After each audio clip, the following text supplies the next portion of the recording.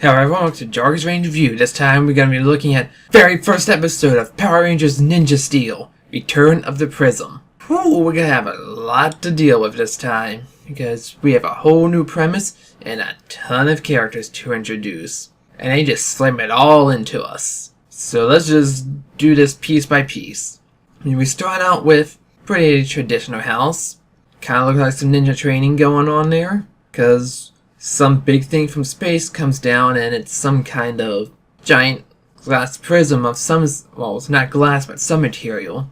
And there's this multicolored object in here.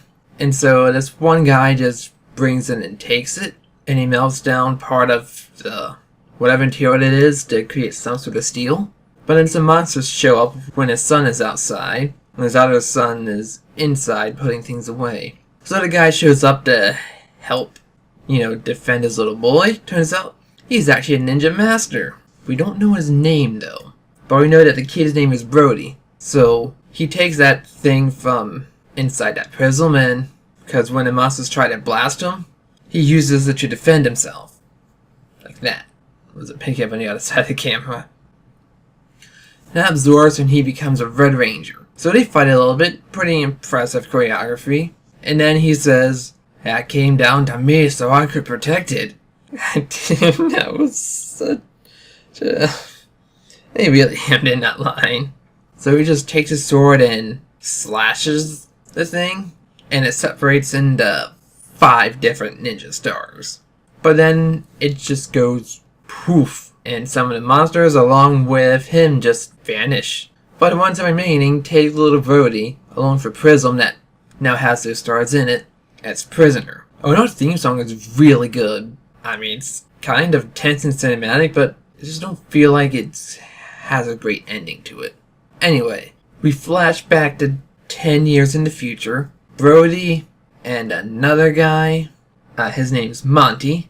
I'm just looking at the cast list here because it's going to take me a few minutes to figure out their names. They're on a spaceship as prisoners, and he's kind of a smart-ass, Brody is. He tricks one of the monsters into stealing his sword, but it gets taken back, thinking, yeah, you may have some ninja moves, but your dad was a ninja master. And what they're doing is, they have this competition, well, basically battling Galaxy Warriors game show. Pretty much they get a bunch of aliens to fight, and the winner would try to reach into the prism and try to take one of the stars out. And funny enough, the one they chose for this, they reused the costume for one of the Fear Cats from Operation Overdrive, which I did not see coming, but hey, that's cool.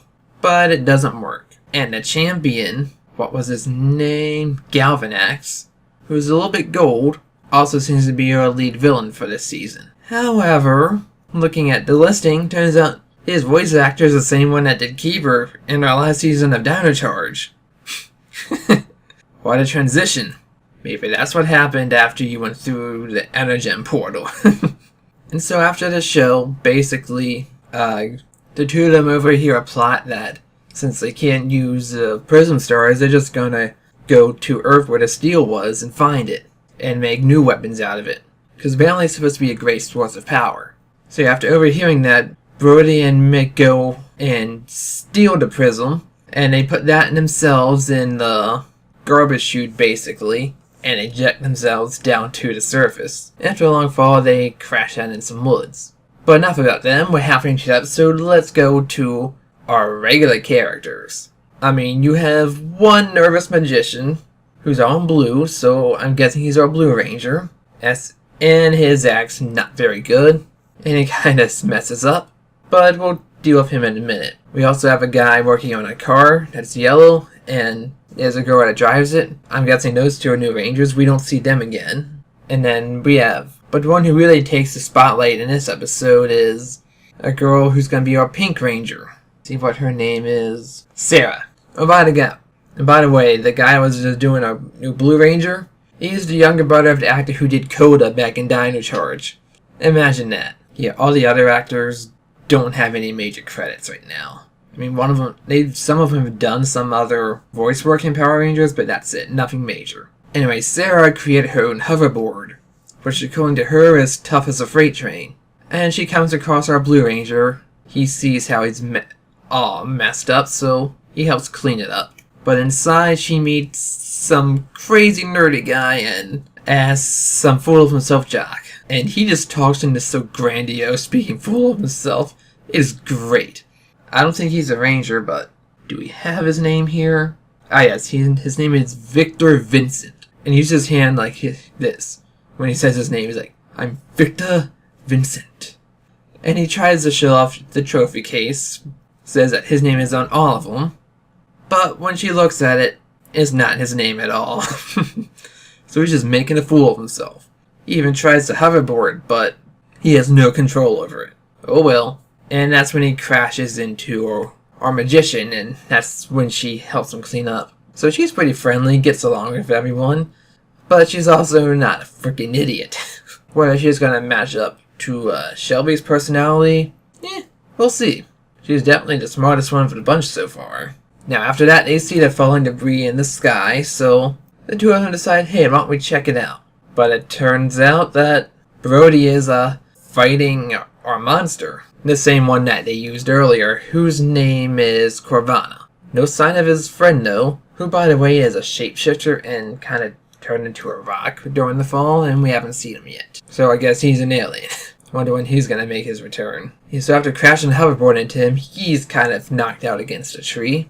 So basically they help Brody, and he tries to take one of the ninja stars out, and it works. So they also give it out, and they also take two of them. But of course, Corvana jumps right back up and tries to blast him, and he says, follow after me, because he's just going by his father's memory from 10 years ago.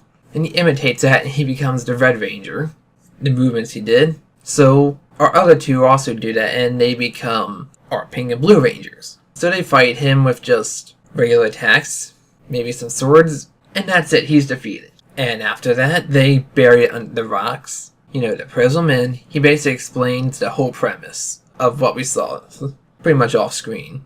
But then the Prism just flies off into the distance with 3 of the stars left, which means we have a team of 6 Rangers, obviously. And he tries again to tell them, yeah, we're gonna do this on our own, but nope. They say they're gonna help him out. And that's the first episode all wrapped up. Overall, this is really entertaining to watch, but a lot of the acting, I think, is a step down from Dino Charge. Seems like they're just forcing some of those lines in. But who knows, it might get better. But someone like Victor Vincent, the way he's overacting, I think that might be intentional, just because of how ridiculously dumb that way of talking is.